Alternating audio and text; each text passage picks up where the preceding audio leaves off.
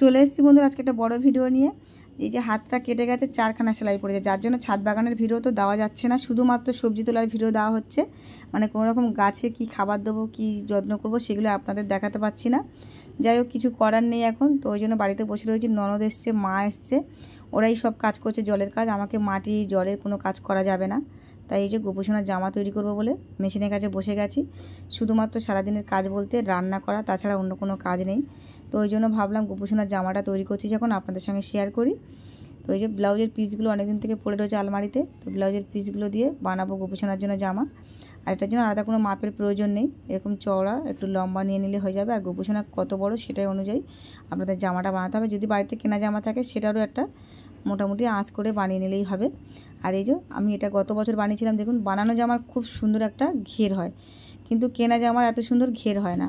ওই জন্য আমার ভালো লাগে না কেনা জামা, তাই আমি জন্য বাড়িতেই বানিয়ে দিই, চেষ্টা করি সবসময় বাড়িতে বানিয়ে দিলে খুব সুন্দর ঘের হয়, কুচিটাও খুব সুন্দর পড়ে, আর তাতে গোপুসোনার খুব ভালো লাগে পরালে। প্রথমে কুচিগুলো বানিয়ে নেবো, যত বেশি কুচি পড়বে তত বেশি গোপুসোনার জামাটা খুব সুন্দর হবে। তো প্রথমে যে কুচি দিয়ে নিলাম, যদিও আমার আলাদা করে সেলাই কোথাও শেখা হয়নি, আমাদের স্কুলে তখন শেখানো হতো সেলাই, তো সেই স্কুলে শেখা, সেটা সপ্তাহে একদিন করে স্ট্রেট শেখানো হতো, মানে সেলাই খালি খবরের কাগজের উপরে স্ট্রেট সেলাই করতে হতো, সেটাই শেখা, আলাদা করে কিছু শেখা হয়নি। তো সেই যাই হোক, সেই যতটুকু শেখার জন্য আজকে আমার অনেক উপকার লাগছে। যাই শিখুন না কেন জীবনে, সেটা একদিন না একদিন কোনো কাজে লাগবেই। আর এখানে নিয়ে নিচ্ছি ফলস। এই ফলস কাপড়টা ছিল, তাই ভাবলাম শুধুমাত্র সবুজ কালার দিয়ে বানাবো না, ওর সঙ্গে একটু হলুদ কাপড় দিলে ভালো লাগবে, তাই ভাবছি একটু লাল কালারটাও দিয়ে দিই, তাহলে আরও ভালো লাগবে। লাল কালারের একটা বেনারসির পিস রয়েছে আমার কাছে, দোকান থেকে বর্ডারের জন্য একটুখানি কেটে নিয়েছি সরু করে, ওটা এর উপরে দিয়ে দেবো বর্ডার, তাহলে খুব ভালো লাগবে, কারণ সবুজ আর হলুদ আর লালটা কিন্তু বেশ ভালোই ফোটে।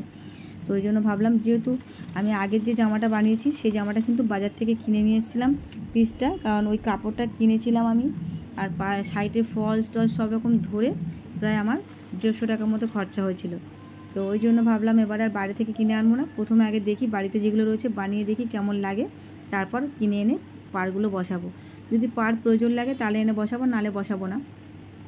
এই যে প্রথমে আমি এখানে সুন্দর করে উপরে পোর্শনটা বানিয়ে এবার জুড়ে দেবো, জাস্ট মেশিনে সেলাই করে নিলেই তৈরি হয়ে যাবে। তার কারণ হচ্ছে কি, হাতে বানানোও যায় সুতো দিয়ে, একটু সময় বেশি লাগে, তাছাড়া কিছু নয়। সেটাও মানে হাতে বানালে একটু সময় বেশি লাগে, মেশিনে বানালে একটু তাড়াতাড়ি হয়। যেমন মেশিনে 40 থেকে 45 মিনিটের মধ্যে কিন্তু একটা গোপুসোনার জামা তৈরি হয়ে যায়, আর হাতে বানালে, যেটা সুতো দিয়ে বানালে অনেকটা সময় লাগে। ওই যে সুন্দরভাবে এই হলুদ কালারটা দিয়েছি বন্ধুরা, দেখুন কত সুন্দর ফুটছে, আর লালটা গ্রিনের সঙ্গে কিন্তু দারুণ লাগছে। তো এই যে সুন্দরভাবে তৈরি হয়ে গেছে। এবার সাইডগুলো আমি হাতের মাপটা নিয়ে সুন্দর করে বানিয়ে দিয়ে, হাতের মাপটা নিয়ে এবার হাতের সাইডটাও সুন্দর করে মুড়ে দেবো সুতো দিয়ে। তো কোন জামাটা বেশি সুন্দর লাগছে, যেটা আমি বাজার থেকে কিনে নিচ্ছিলাম, এই যে পিসটা এনে বানিয়েছিলাম, আর এটা বাড়িতে একদম বাড়ির কাপড় দিয়ে বানিয়েছি, আলাদা কিচ্ছু কিনে আনতে হয়নি, সুন্দর একটা ফিতেও বানিয়ে দিয়েছি। তো কেমন লাগলো বন্ধুরা কমেন্ট করে জানিও আমাকে। আর এই যে জামাটা একদম সুন্দরভাবে তৈরি হয়ে গেছে, আর এই মাঝখানে লালটা দিয়েছি তার জন্য কিন্তু খুব সুন্দর ফুটছে। আর এই বেনারসির পিসটা দিয়ে কিন্তু গোপুসোনার জন্য নতুন কিছু বানাবো, সেটাও আপনাদের সঙ্গে শেয়ার করব, কারণ আমি আমার ছোটো ছোটো মুহূর্ত আপনাদের সঙ্গে শেয়ার করি। আমার ছাদ বাগান বলুন, মোটামুটি আপনারা আমাকে খুবই সাপোর্ট করেন, পাশে থাকেন, আর এভাবে আপনারা আমাকে প্লিজ সাপোর্ট করো।